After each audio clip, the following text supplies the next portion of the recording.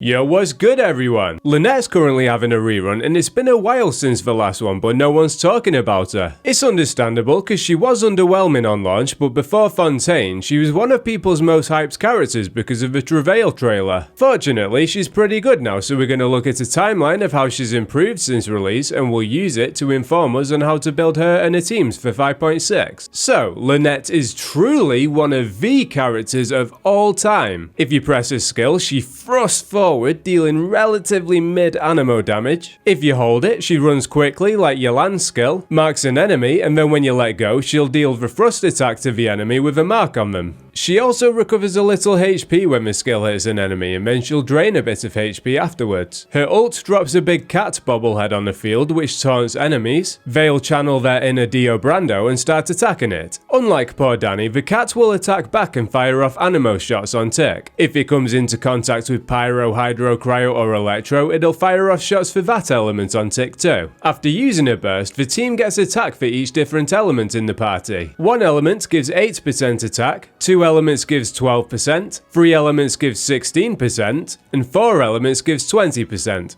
Looking quickly at the constellations, C1 gives a tiny bit of crowd control sucky, but not much. C2 makes a burst fire more elemental shots. C3 and C5 give 3 levels on a burst and skill. C4 gives an extra use of a skill. C6 is the big one because it enables her to be played as a DPS and driver. With a C6, when you use a skill, it'll convert her normal attacks into animo and she'll get a 20% animo damage bonus for 6 seconds. Her skill has a 12-second cooldown because if C4 gives you an extra use of it, you can have full uptime on the infusion. So, there are 3 main roles for this Giga Chat: off-field missile shitter, on-field driver, and on-field DPS. To clarify, off-field missile shitter just means she pops a burst, switches out and buffs the party through her artifact set. On-field driver means she acts on-field to enable others to deal damage off-field. On-field DPS means the off-field units enable her to deal more damage. Let's look at how people used her on launch and we'll progress chronologically to how she's good today. People hoped, pretty reasonably, that she'd synergize with Lynette. On paper she does, in that she can hold 4-piece VV while taunting enemies, meaning less of him attack Lynette. His charged attacks wouldn't get interrupted and he'd be free to dish out damage. In practice though, it's underwhelming for several reasons. Firstly, Lynette's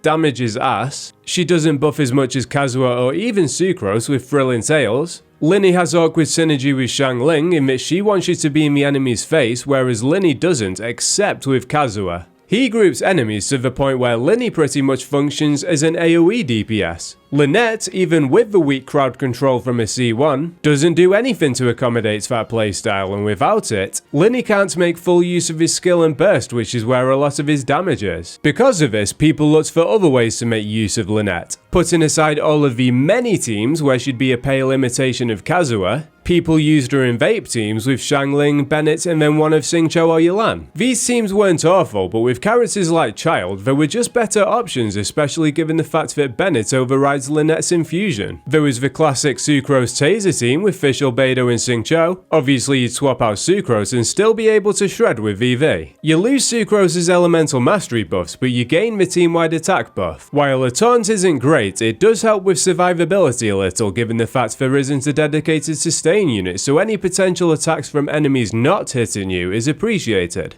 I preferred Sucrose here because she can hold Hakushin Ring, which supports the team, but Lynette's damage somewhat bridges the gap. She was usable when she launched, but has improved with the release of newer units, weapons, and some changes to reaction multipliers, so let's look at these buffs. With Lynette releasing in 4.0, the first buff she got was Farina, who came out 2 patches later. She was a buff to everyone to be honest, but Lynette benefits a lot from her. She provides another source of damage which helps, because Lynette doesn't exactly deal hypercarry damage herself, and she buffs her damage across the board with a fanfare. Lynette actually contributes a little bit to those fanfare stacks because she has HP drain and recovery built into her skill that we mentioned earlier. Putting Farazan in the other slots actually makes Lynette salvageable as a DPS. The only issue was her sustain options. Bennett's C6 overrides her own, not many people have Jean's C4, Zhongli could shred, but Farina wants a healer. 4.4 fixed that issue with the release of Xianyun. Farina and Farazan keep their places in the team, and now you have Xiao with tits. It's worth noting that with Lynette being Anemo, she reduces Xianyun's energy recharge requirements slightly and lets her run a bit more attack. This benefits the plunge shockwave buff from a passive as well as a healing. Generally speaking, every mono element's DPS released since Lynette is a buff because she can fulfill the Kazuha role of holding Viridescent Venera. She isn't as good as Kazuha because of a weaker grouping, and she doesn't buff elemental damage, only attack, but she deals a bit of damage herself, and with Arlecchino in particular, it's cool to pair them for lore reasons. This next one technically isn't a buff, but in a way it is. Imaginarium Theatre gave her another use. Realistically, she's not competing with the best DPSs in the Abyss, and if you want to use her as a support to shred elements in mono teams, she's not competing with Kazuha. With Imaginarium Theatre having the 2 use limits for each character,